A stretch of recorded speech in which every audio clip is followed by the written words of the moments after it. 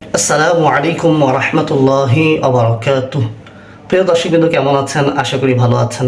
আজ আপনাদের সামনে উপস্থিত হয়েছি একটি চমৎকার আলোচনা নিয়ে। আজ আমরা জানব হযরতে সাইয়্যিদুনা আব্দুল্লাহ ইবনে আব্বাস রাদিয়াল্লাহু তাআলা আনহুমা এর ইলমে দ্বীন অর্জনের প্রতি কেমন আগ্রহ ছিল। আসুন সর্বপ্রথম তার সংক্ষিপ্ত পরিচয় জেনে নিই। তিনি নবী করিম সাল্লাল্লাহু তাআলা আলাইহি ওয়া সাল্লামের চাচা হযরতে আব্বাস রাদিয়াল্লাহু তাআলা আনহু এর পুত্র এবং উম্মুল মুমিনিন হযরতে মাইমুনা রাদিয়াল্লাহু তাআলা আনহা এর ভাগিনা ছিলেন। নবী করিম সাল্লাল্লাহু আলাইহি ওয়াসাল্লাম তার জন্য দোয়া করেছেন, যেমনটি বুখারী শরীফের বর্ণনার মধ্যে পাওয়া যায়। একদা নবী করিম সাল্লাল্লাহু তাআলা আলাইহি ওয়াসাল্লাম তাকে বুকে টেনে নিলেন এবং দোয়া করলেন, আল্লাহুম্মা আল্লিমহুল হিকমা, হে আল্লাহ তাকে হিকমত দান করো। বুখারী শরীফের মধ্যে এটি বর্ণিত রয়েছে। অন্য বর্ণনায় এভাবে এসেছে যে আল্লাহর রাসূল বললেন, আল্লাহুম্মা আল্লিমহুল কিতাব, হে আল্লাহ তাকে কিতাবের জ্ঞান দান করো। এটিও বুখারী শরীফের মধ্যে বর্ণিত রয়েছে। আরেকটি বর্ণনা কিছুটা এভাবে রয়েছে যে নবী করিম সাল্লাল্লাহু তাআলা আলাইহি ওয়াসাল্লাম একবার হাজত সারার জন্য গেলেন, আর আব্দুল্লাহ ইবনে আব্বাস রাদিয়াল্লাহু তাআলা আনহুমা নবীজির জন্য উজুর পানি নিয়ে আসলেন। নবী করিম সাল্লাল্লাহু তাআলা আলাইহি ওয়াসাল্লাম হাজত সারার পর যখন এসে পানির পাত্র দেখলেন, তখন জিজ্ঞেস করলেন, কে রেখেছে? আমি হাদিসের সারমর্ম বলছি। তখন বলা হলো যে আব্দুল্লাহ ইবনে আব্বাস রাদিয়াল্লাহু তাআলা আনহুমা রেখেছেন। নবী করিম সাল্লাল্লাহু আলাইহি সাল্লাম দোয়া দিলেন, আল্লাহুম্মা ফাক্কিহহু ফিদ্দীন, হে আল্লাহ তাকে দ্বীনের বুঝ দান করো। তো যার প্রতি নবী করিম সাল্লাল্লাহু তাআলা আলাইহি সাল্লামের এইভাবে দোয়া রয়েছে, নিঃসন্দেহে তিনি অনেক বড় জ্ঞানী হবেন, আর ওনাকে এই উম্মতের বড় আলেম বলা হয়। আসুন এবার চলে যায় সেই ঘটনার দিকে যে তিনার ইলমে দ্বীন অর্জনের প্রতি কেমন আগ্রহ ছিল। বর্ণিত রয়েছে সুনানে দারিমির মধ্যে যে একদিন নবী করিম সাল্লাল্লাহু তাআলা আলাইহি সাল্লামের বাহ্যিক ইন্তেকালের পর আব্দুল্লাহ ইবনে আব্বাস রাদিয়াল্লাহু তাআলা আনহুমা নিজের সমবয়সী একজন আনসারি ছেলেকে বললেন, চলো আমরা সাহাবাগণের কাছে হাদিস সংগ্রহ করি, জ্ঞান অর্জন করি, কেননা এখন তাদের সংখ্যা অনেক বেশি। তো সেই সময় সে আনসারি ছেলেটি বলল, হে আব্দুল্লাহ ইবনে আব্বাস, তুমি তো আশ্চর্যজনকের মানুষ, আশ্চর্য মানুষ, অদ্ভুত মানুষ। এই যুগে এত সাহাবা ইকরাম থাকতে মানুষের তোমার কেন প্রয়োজন হবে? তো আব্দুল্লাহ ইবনে আব্বাস রাদিয়াল্লাহু তাআলা আনহুমা বলেন, আমি তাকে ছেড়ে দিয়ে দ্বীনের জ্ঞান অর্জন করার জন্য ছুটে গেলাম বা ব্যস্ত হয়ে গেলাম।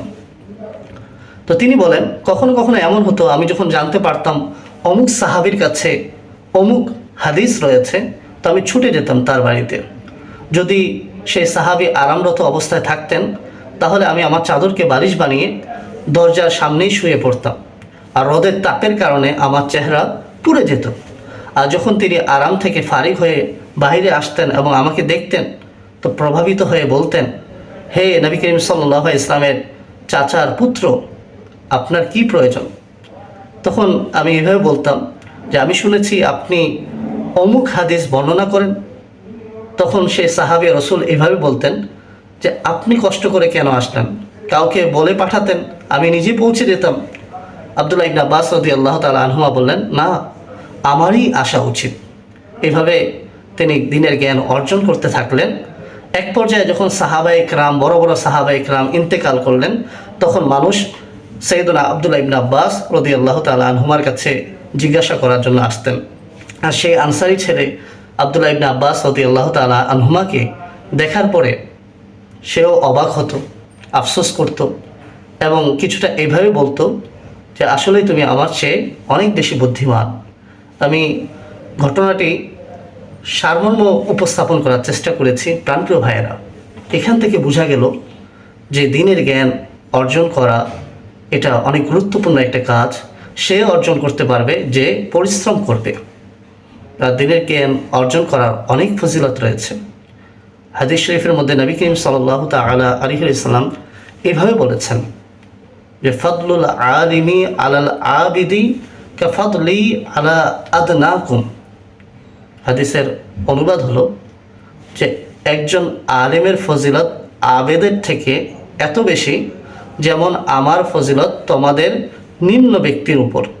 অর্থাৎ আমি রাসূলুল্লাহ তোমাদের নিম্ন ব্যক্তির থেকে যেভাবে শ্রেষ্ঠ, এভাবে একজন আলেমের আবেদের উপর ফজিলত রয়েছে। সুবহানাল্লাহি ওয়া বিহামদিহি। এই হাদিসটিও সিহাহ সিত্তার মধ্যে রয়েছে। অনুরূপভাবে কিতাবের বর্ণনার মধ্যে খুঁজে পাওয়া যায় যে মিদাদুল উলামাই এভাবে বর্ণিত রয়েছে যে ওলামাগণের কলমের কালি শহীদের রক্তের থেকেও উত্তম। সুবহানাল্লাহি ওয়া বিহামদিহি। প্রাণপ্রিয় ভাইয়েরা, আমাদেরকে দিনের জ্ঞান অর্জন করতে হবে। দিনের জ্ঞান আমাদের অর্জন করা ফরজ। আলহামদুলিল্লাহি আযজা ওয়া জাল, শাওয়াল মাস চলমান, দাওয়াতে ইসলামের জামিয়াতুল মদিনা সমূহে ভর্তি চলমান রয়েছে। আসুন নিজের নিকটস্থল জামিয়াতুল মদিনায় নিজে ভর্তি হয়, কিংবা নিজের বন্ধু, নিজের ভাই, নিজের সন্তানকে ভর্তি করায়। আর যারা চাকরিজীবী, ব্যবসায়ী রয়েছে, তাদের জন্য সুবর্ণ সুযোগ রয়েছে নাইট জামিয়াতুল মদিনা। অর্থাৎ আপনি সারাদিন আপনার ব্যস্ততা কাটানোর পর, চাকরি করার পর, ব্যবসা করার পর রাতে দিনের জ্ঞান অর্জন করতে পারবেন, সুযোগ রয়েছে। মাত্র 2 থেকে 2.5 ঘন্টা সময় লাগে। আলহামদুলিল্লাহ, বর্তমানে 3টি শাখা চলমান রয়েছে। একটি সায়দাবাদ, ফায়জানা মদিনা ঢাকা, আরেকটি সৈয়দপুর, আরেকটি মোহাম্মদপুর। প্রাণপ্রিয় ভাইয়েরা, সুযোগ রয়েছে, সুযোগ আমরা হাতছাড়া না করি। ইলমে দিন বেশি বেশি অর্জন করে নিই এবং নিজের দৈনন্দিন জীবনে যা যা আমাদের মাসালা মাসাল জানা দরকার তা শেখার জন্য আপ্রাণ চেষ্টা চালিয়ে যাই। আমরা যা কিছু শ্রবণ করেছি, আল্লাহ তাআলা আমাদেরকে এর উপর আমল করা, অন্যের নিকট পৌঁছে দেওয়ার তৌফিক দান করুন। আমিন বিজাহিন নবিল আমিন। ওয়া আখিরু দাওয়ানা আনিল হামদুলিল্লাহি রাব্বিল আলামিন। আসসালামু আলাইকুম ওয়া রাহমাতুল্লাহি ওয়া বারাকাতুহু।